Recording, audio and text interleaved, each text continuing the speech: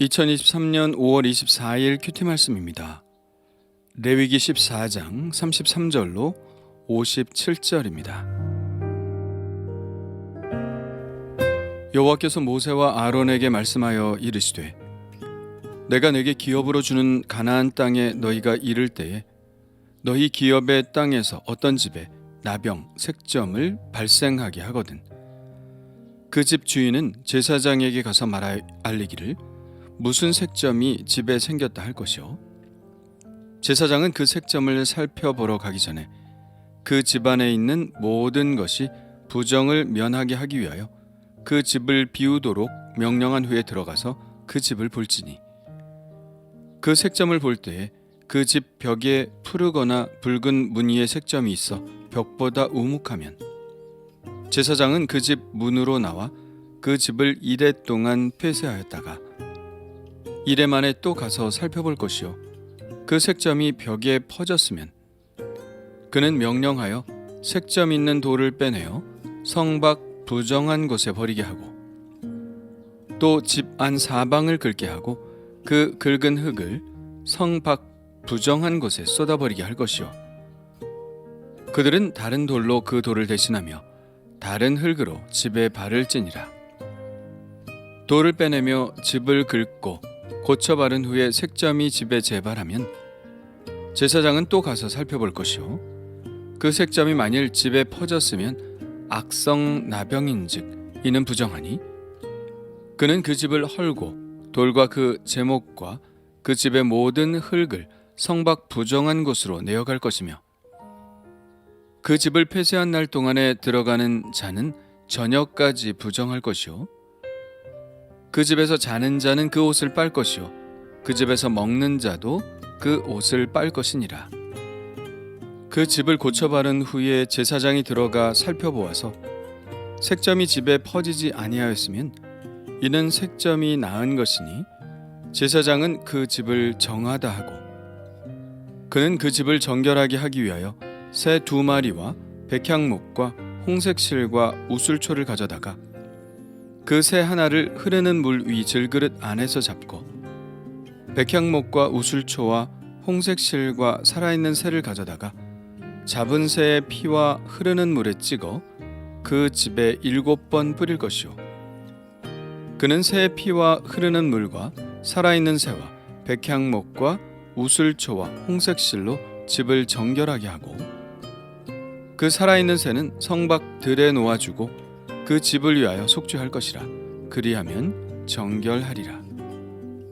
이는 각종 나병 환부에 대한 규례니 곧 옴과 의복과 가옥의 나병과 돋는 것과 뾰루지와 색점이 어느 때는 부정하고 어느 때는 정함을 가르치는 것이니 나병의 규례가 이러하니라. 아멘.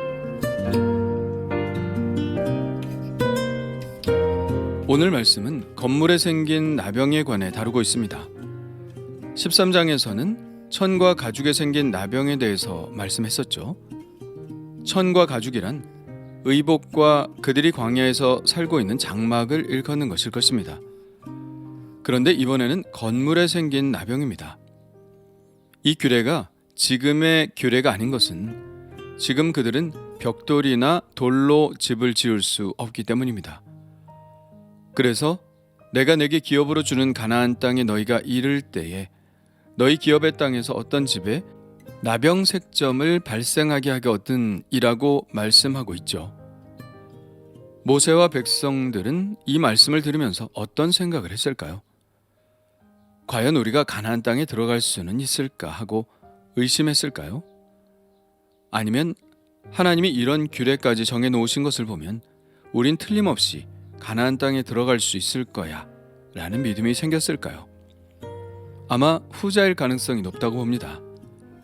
그들은 지금 광야에서 모진 바람을 맞고 있지만 그들은 이 말씀으로 인해 이미 가나안 땅에 살고 있다고 느꼈을 것입니다. 이것이 바로 믿음이죠. 미래의 현실에 이미 살고 있는 것이 믿음입니다. 여기서는 통칭하여 그냥 나병이라고 했지만 우리가 흔히 생각하는 나병이 건물에 날 리는 없을 것입니다. 건물에 나는 색점은 대개는 습기 때문에 발생하는 이끼나 버섯, 그리고 주로 곰팡이일 것입니다.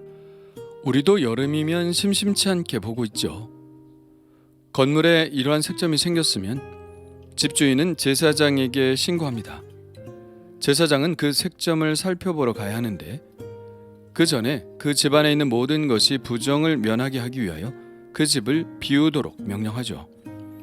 이러한 곰팡이류는 그것과 접촉하는 기구와 집기류에 금방 퍼지기 때문이고, 그런 집기류 때문에 제사장이 관찰할 때 정확히 모든 것을 볼 수 있도록 하기 위해서도 모든 기구를 집 밖으로 꺼내놓는 것입니다. 제사장이 관찰할 때 푸르거나 붉은 무늬의 색점이 있고 그것이 벽보다 우묵하면 제사장은 일단 의심을 하고 7일 동안 그 집을 폐쇄한 후 다시 살펴보는데 이번에도 퍼진 정도로 판단을 합니다. 퍼졌으면 나병으로 판단하여 색점이 있는 돌을 빼내어 성밖 부정한 곳에 버리고, 그렇지 않은 벽들도 그 표면을 긁어 그 흙을 마찬가지로 성밖 부정한 곳에 쏟아버리게 합니다. 그러고 나서 새 돌로 채우고 새 흙으로 바르게 하죠. 이것이 가능한 것은 당시 팔레스타인 지역의 집들은 모두 흙벽돌로 지은 집이었기 때문입니다. 이렇게 하면 대부분의 곰팡이는 사라지죠.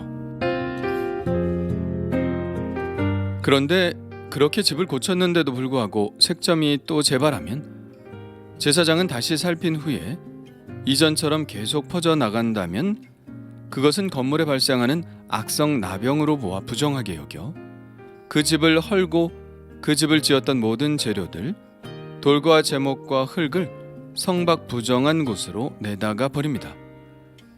그리고 집을 헐기 전에 그 집에 들어간 사람은 저녁까지 부정하게 됩니다.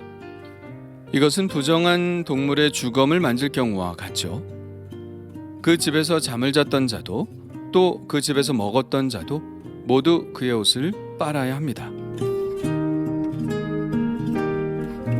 그러나 색점이 있던 돌을 빼내고 사방의 흙을 긁어내어 고쳐 바른 후에 제사장이 살펴보아서 색점이 더 이상 집에 퍼지지 않았으면 제사장은 그 집을 정하다고 하고 정결 예식을 치릅니다. 이것은 나병 환자의 1차 정결 예식과 같습니다. 새 2마리와 백향목과 홍색실과 우슬초로 하던 그 의식이죠. 다른 것은 새의 피를 집에 7번 뿌린다는 것만 다르죠. 그리고 살아있는 새는 들로 날려보냅니다. 그렇게 하여 그 집을 위한 속죄 예식을 행하면 그 집은 정결하게 되어 집주인은 그 집에 들어가서 살 수 있게 되었죠. 집에 대한 정결 예식을 보면서 하나님은 당신의 백성들이 삶을 깔끔하게 살기를 원하신다는 것을 느끼게 됩니다. 어떤 문제가 생겼으면 그것을 귀찮다고 혹은 괜찮겠지 하면서 그냥 내버려 두지 말고 그 문제를 해결하기를 원하신다는 생각을 합니다. 거의 모든 문제는 저절로 해결되지는 않습니다.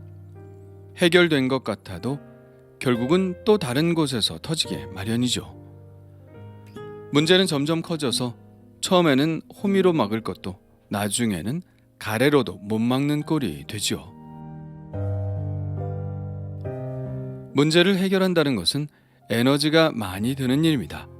힘든 일이죠.